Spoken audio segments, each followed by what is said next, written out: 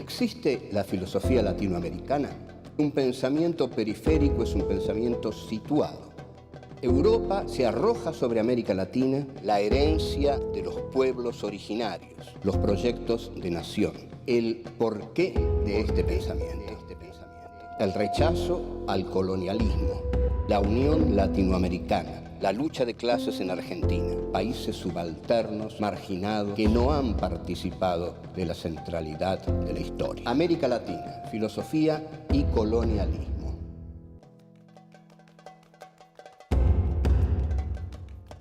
Encuentro 5. El pensamiento de José Martí. 1. Un hombre de acción y de letras. 2. La tierra y la patria. 3. Morir de cara al sol. 4. La poesía de José Martí.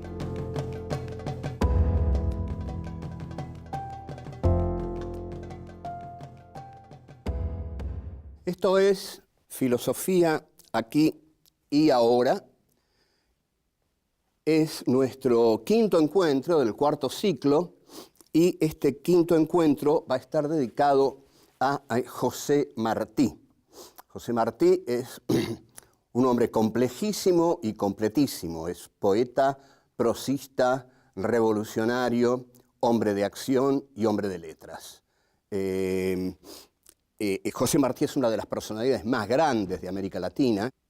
Es un hombre que ha escrito muchísimos libros porque también escribió muchísima prosa periodística porque viajó mucho y en Estados Unidos y en Europa escribió tal como escribe un intelectual comprometido, escribe mucho porque quiere dar su testimonio y como quiere dar su testimonio, la compulsión a escribir es muy grande porque el dar su testimonio a veces lo lleva a la desesperación. Entonces, a la desesperación de dar su testimonio y de que las cosas no cambien. Escribió muchísimos tomos y siempre con una prosa brillante y ejemplar. Cuba y Puerto Rico son las dos últimas colonias americanas que salen de la órbita del Imperio Español. Su situación actual es totalmente diferenciada y lo ha sido sobre todo a partir de enero de 1959, a partir del triunfo de la Revolución Cubana, porque en tanto Cuba hace una revolución que rompe con Estados Unidos, Puerto Rico es un Estado asociado, Estado libre asociado de Estados Unidos. Vamos a concentrarnos entonces en Martí. Martí es entonces un cubano que lucha, como luchó Bolívar, como luchó San Martín, como luchó Lavalle, como luchó Dorrego, como luchó Sucre, que lucha contra el dominio español todavía en este último refugio que conserva. También la lucha de Martí es la lucha contra el imperio norteamericano, porque ya a esta altura de las cosas, lo que Martí ve es que España no significa nada, su debilidad es muy marcada y muy visible, y cuando la debilidad de algo es muy visible es que es mucho más que una debilidad. Entonces, Martí decide enfocar sus cañones literarios, digamos, contra el Imperio del Norte. Martí siempre escribió en la prensa de todos los países de América Latina. Escribió mucho en Argentina, escribió mucho en el diario La Nación, escribió mucho en otros diarios de Chile, de Colombia, y digamos, su prosa periodística no es inferior a lo que podríamos llamar su prosa literaria. Ahora, hay un ejemplo brillante para que nosotros veamos la influencia de José Martí en la historia de Cuba. Ustedes observen hasta qué punto un intelectual puede ser decisivo en la praxis política por la liberación de su país. Cuando Fidel Castro produce una gran operación, el asalto al Moncada, donde agrede a las tropas del brutal sargento Fulgencio Batista, cuando lo arrestan, cuando lo interrogan, le preguntan, y díganos, ¿quién es el ideólogo de su movimiento? Y Castro dice, ¿cómo quién es el ideólogo de mi movimiento? José Martí, por supuesto, dice. Lo cual llama poderosamente la atención de sus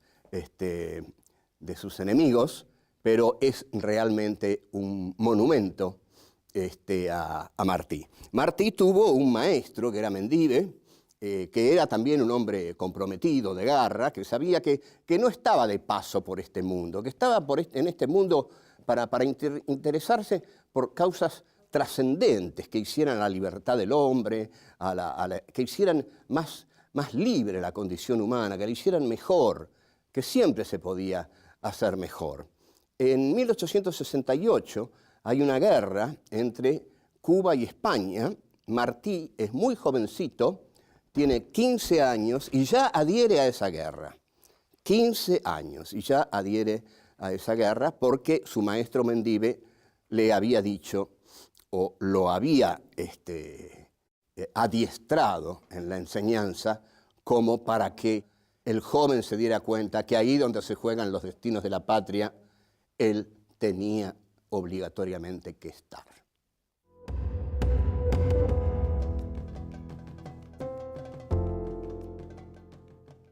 Como todo intelectual comprometido que se precie, José Martí comienza a partir de 1869 a editar una revista, a través de la cual va a poder difundir sus ideas, que son las ideas libertarias de un cubano que quiere que su país sea libre del yugo español que lo somete. Escribe un poema que se llama Abdala, y en ese poema, Abdala, hay una frase muy poderosa en la cual el joven Abdala le explica a su madre qué es defender a la patria, porque va a defender a la patria. Y para defender a la patria tienes que explicarle a su madre qué es la patria. Entonces, el joven Abdala dice un texto a través de la pluma de Martí, que es muy conocido, que es virulento, fuerte, y que tenemos que decir. El amor, madre, a la patria no es el amor ridículo a la tierra ni a la yerba que pisan nuestras plantas. Es el odio invencible a quien la oprime. Es el rencor eterno a quien la ataca. Bueno, esto es muy interesante, esto es para hacerse una panzada, porque, digamos, durante estos días o incluso hay un constante, digamos, protagonismo de la sociedad rural argentina como pocas veces lo hubo, y esta gente de la sociedad rural que se considera la propietaria de la tierra, habría que hacer algo muy interesante, que los que no tienen contrato de compra-venta desde 1900 para atrás, tienen que devolver la tierra, porque se la robaron. Se la robaron. Era tal el robo que le decían, bueno, mijo, súbase a este caballo y cabálguelo hasta que lo reviente. Cuando lo reviente, toda esa tierra es suya. Así se distribuyó la tierra en la Argentina. A partir de 1900 se hicieron los contratos. Pero de 1900 para atrás no hay contratos. Ahora bien, entonces Martí es muy lúcido en no confundir a la tierra con la patria. La patria no es la tierra es la que pisan nuestros pies. La patria es algo que está dentro de los sentimientos, que está en el odio al que la ataca, que está en la furia al que quiere ultrajarla. La patria es para Martí, es un compromiso que él asume con Cuba y en el cual está hasta dispuesto a dar su vida por ese compromiso que asume por la liberación de su patria.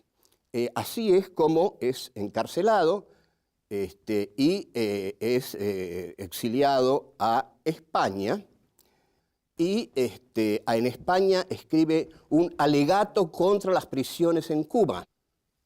Y estudia mucho en España, estudia filosofía y letras, escribe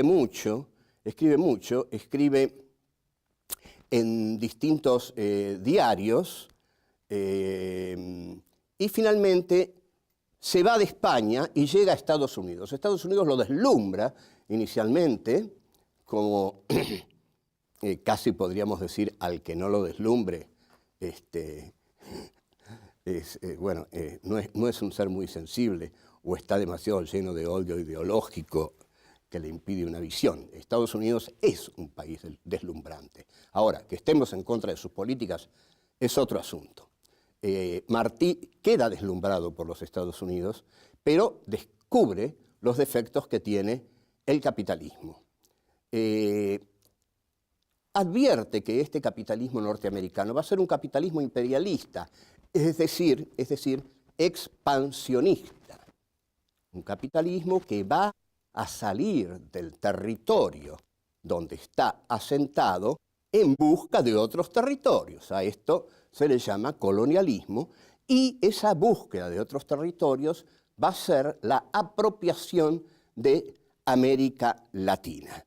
José Martí es el primero que señala que Estados Unidos tiene un enorme interés en apropiarse de América Latina. No obstante, Estados Unidos no va a hacer una política de ese tipo, y si bien el presidente Monroe va a decir la famosa frase, América para los americanos, en realidad se está refiriendo a América para todos los americanos. Pero bueno, es cierto la traducción que se hace, que el presidente Monroe dice América para los americanos del norte. Y efectivamente así ha sido, porque la penetración norteamericana en América Latina se ha dado no de un modo guerrero, sino de un modo fundamentalmente financiero, cultural, económico, político.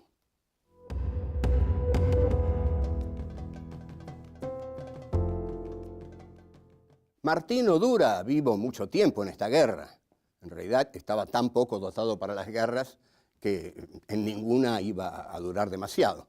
Además, quería luchar como un soldado con tremenda experiencia. Pese a que le dicen, mire don José, nosotros necesitamos su cabeza, necesitamos su pluma, necesitamos su pensamiento, no se arriesgue, tenemos mucha gente para ir al frente y luchar con los fusiles, Martí va al frente y muere en el campo de batalla. Ahora, él siempre había dicho, y esto también es muy de un intelectual, que quería morir de cara al sol.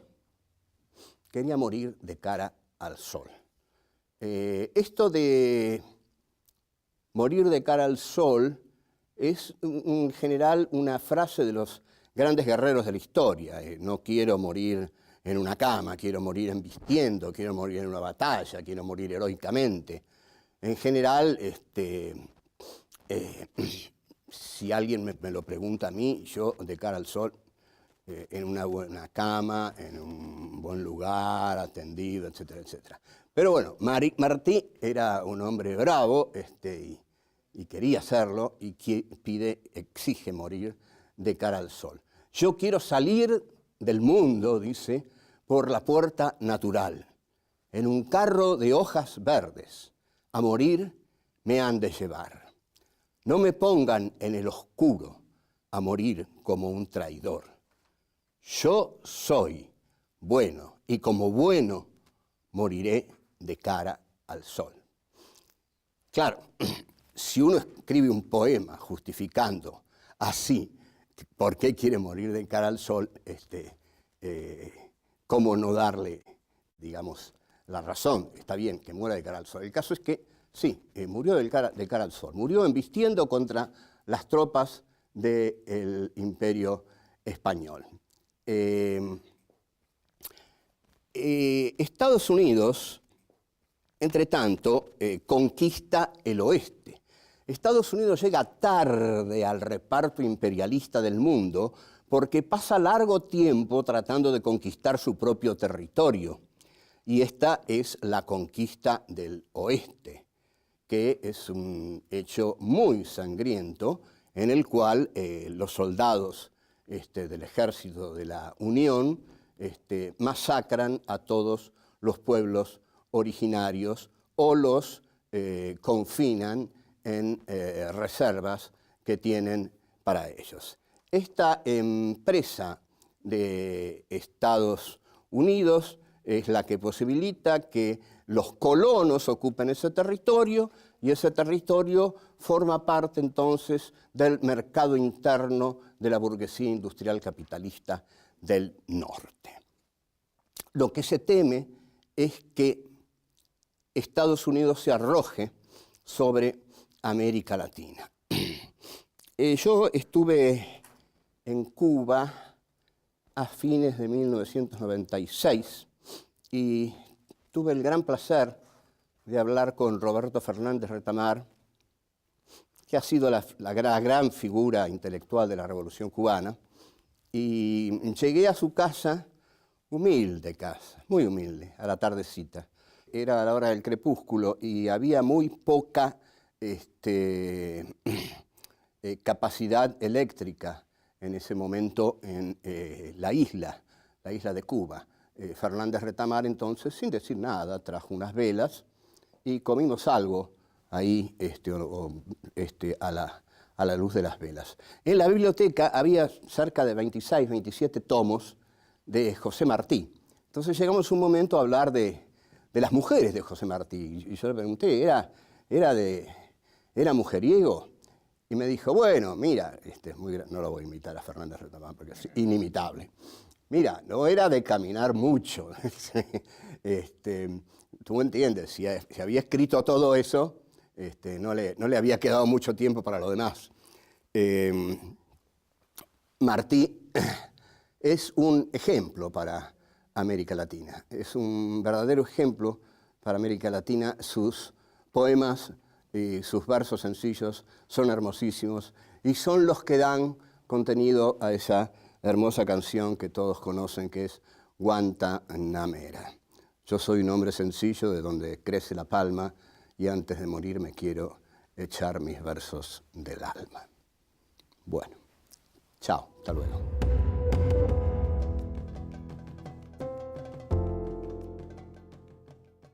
La poesía de José Martí ha recibido elogios unánimes, elogios universales. Él tiene unos versos sencillos y otros, vamos a decirle, no tan sencillos, son más complejos y que, como buen intelectual, eran los que él admiraba más y seguramente eran aquellos por los cuales él quería que lo recordara. Sin embargo, se lo recuerda por todo, ¿no? Por sus brillantes notas periodísticas, por sus versos sencillos y por los otros con endecasílabos laboriosos. Los versos sencillos, recién dije uno de ellos, el de la canción Guantanamera, y hay otro muy célebre que se contradice con la idea de patria que habíamos visto en el poema que le escribe, que le cuenta a la madre. Pero este es el de la Rosa Blanca, que es un poema muy célebre. Cultivo una rosa blanca en julio como en enero para el amigo sincero que me da su mano franca. Y para el cruel que me arranca el corazón en que vivo, cardo ni ortiga cultivo la rosa blanca. Es decir, el juego del poema es que para ambos cultiva una rosa blanca. Es un poema totalmente pacifista. Cultivo una rosa blanca para mi enemigo y para mi amigo. El otro, al plantear la defensa a ultranza de la patria, era más agresivo, ¿no? La patria es el odio invencible a quien la agrede. Hay textos circunstanciales de Martí de una enorme riqueza. Si ustedes quieren, pueden consultar el Diccionario de Autores Latinoamericanos de César Aira, que es una muy buena obra y en la cual le dedica varios pasajes, le dedica una entrada muy importante a José Martí con elogios que Aira no suele regalar a nadie.